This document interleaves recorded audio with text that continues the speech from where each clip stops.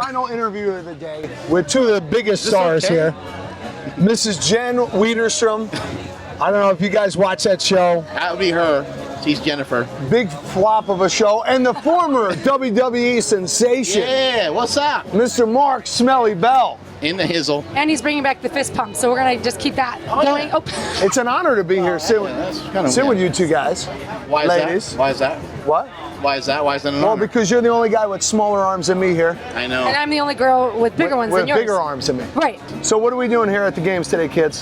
What do you guys got going on? Jen? I'm just waiting for Fran because that's my strength. So as soon as Fran comes I can see that. that's when I'm going to hit the field and I'm going to fuck everybody up. Mark, I was just over at your booth, and it looks like most of your guys spend more time eating than they do lifting. What's going on over there? I know they're not really the CrossFit type. No. I think we're just trying to show everybody that fluff is better than buff.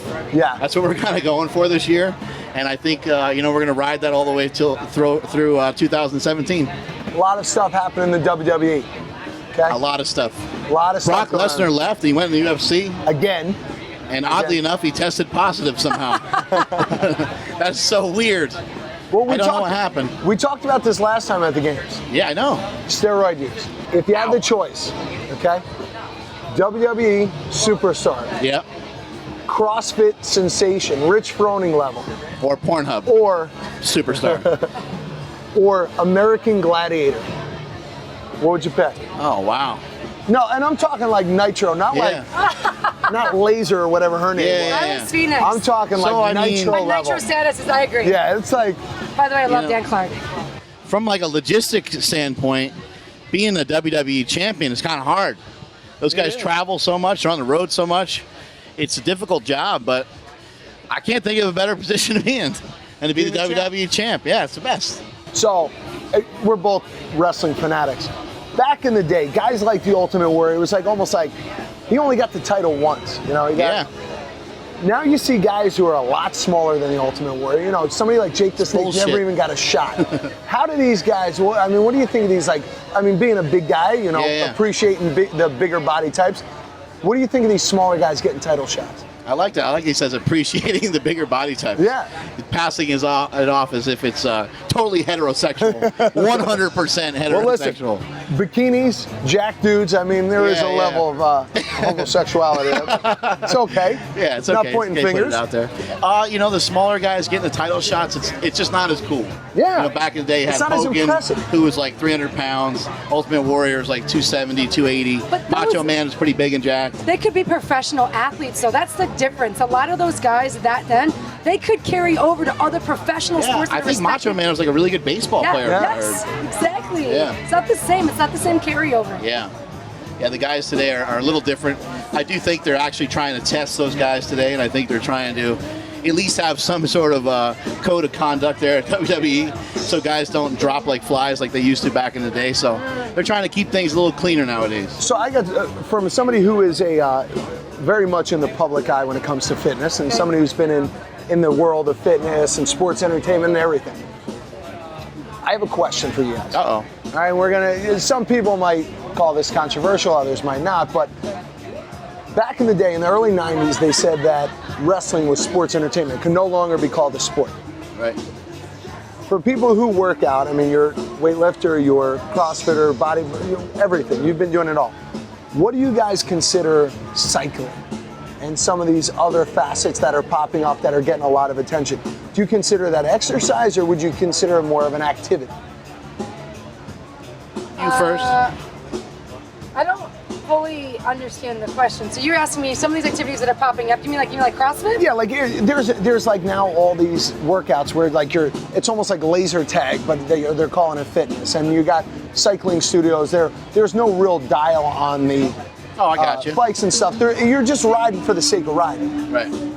But there's a difference. There's a difference between sports and athleticism and being physically fit. Is that what you're asking? Yeah, so I'm saying, 100%. do you consider those now more smaller boutique? There are people at the game, sir, that are good at working out that are not great athletes. There is a difference. There's an application of actually power a really good point. and force and movement in a sport that I think set is the differentiator. Yeah. Well, How many guys? Sometimes you can create some distance. You can actually become more unathletic by doing something too often. Yeah. Whether you're trying to ride a bike too much, or whether you're trying to lift weights too much, you can actually physically become more unathletic. That's my exact situation. I used to play football. I used to do wrestling. I used to do all kinds of different things. As a kid, my range of motion is cut to shit because I'm trying to find a specific range of motion that favors the stuff that I'm doing. Right. That's the thing. I mean, you have to also look so like, let's take CrossFit out of the picture. Let's use a sport like football, because that's, I think, a common conversation, a common ground. How many guys have you met that you know, that you guys are out there watching that know, that do the combine, have just smoking numbers on their 40, on their bench, and they can't make it out in the league out of 1 year? No. Because there's no application of the physical activity. That's the difference between being an athlete that can actually compete.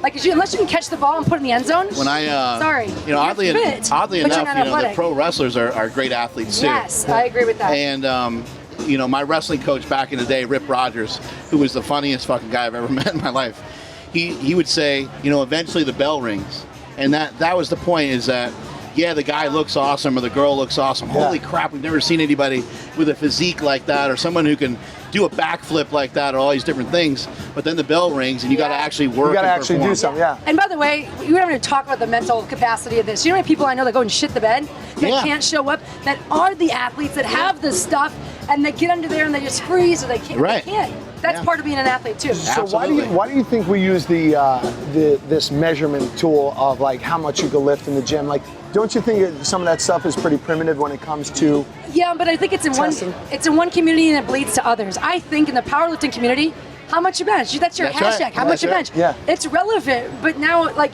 anybody. But when it translates over to football, it's I guess I understand the pushing power of being able to drive somebody off. But if there's no real translation into the sport, what's another good way of measuring that? I think the what you're looking for is that people are just training hard and that they're going in and doing cool shit, regardless of whether they need to or not. Yeah. I always use Hugh Jackman as an example. Yeah. Hugh Jackman is like my idol when it comes to lifting. Oh my God. Because sickest body. And other people like, oh, he only deadlifted 465. It's like, only deadlifted 465. Let's talk about the millions of dollars the guy has in the bank and what an awesome actor he is. Yeah. He can go on stage and he can do plays. I mean, the level of different things the guy can do is amazing, and he's ripped. He's not very heavy, you know what I mean? But he takes it to his capacity. And by the way, like, he's a civilian. I'm a civilian. You're a professional athlete. It's different for him, and he still takes it to that level. He's got the mind of a champion, is what I'm trying to say. Yeah. And that's the key factor, is that you're learning how to push your body. So just because J.J. Watt maybe doesn't bench 550, it doesn't mean he's not going to tear your head off on the football field. Exactly, yeah. And then also enough to put you on your ass. Yeah, and then also it doesn't mean that J.J. Watt doesn't care that he increases his bench press, his squat, his deadlift, his cleans. Yeah. He's still training. He's still working hard. He still wants to get better at those. But then the risk to reward can also be a negative thing against him when he's already making millions of dollars. He's already sacking the quarterback more than everybody else in the whole league. Well, isn't his bench right where it needs to be for his activity output? Exactly. It's not the thing, like, it works for you and that works for him. So I think it's just fun shit talk. I think it's fun. It brings people together, communities. How'd this go? I think it's a fun thing to use that as a measurement. But more as a communicator of fun, not as a I thought you bench more than me, so therefore you're better than me. Well, I can kind of make fun of you. You might be weak at a certain lift, and you can be like, all right, big boy, let's go do some pull-ups. Yeah. And you can laugh your ass off. No one's going to be great at everything. No. So what else you guys have going? What do you have going on, Jen? You're a rock star. I mean, you guys are phenoms in the fitness world. What do you have going on? Where can we find you? What are you doing? The biggest things to me right now, obviously going into filming another season of Biggest Loser, but I'm trying to kind of establish myself, obviously in appreciation and in love with Loser, but also independently. My book's coming out in the new year. That's right, congratulations. I've got my partnership with Reebok. I'm kind of heading up the women's division of that face of fitness. So it's exciting, but there's pressure to really, not pressure, the responsibility to really do well for people, because you guys deserve it. People deserve real support. They deserve real solutions. This isn't a question you're supposed to ask women, but how old are you? I'll be 34 in a month. Oh my God. Looking good for 34. So 34, how long have you been training for? I've done sports since I was like 5 or 6. Right, and so when you started doing sports at 5 or 6, started to maybe think about lifting weights maybe in your teen years or something like that? My dad started me young, because my dad was like I watched Pumping Iron back by the time I was 10. Yeah. Because of my dad. So my folks always loved lifting, and so I would do gymnastics. My dad would give me like 5-pound weights, maybe Right. 10. 10s were a big day. Yeah. And I would do press, and I would do flies. Nice. And he still swears that like my bar routine was as good as it was because he had me lift. Right. So I've had that in my protocol. But how cool is it for you? You know, like that was, you know, a decade, maybe almost 2 decades ago Yeah.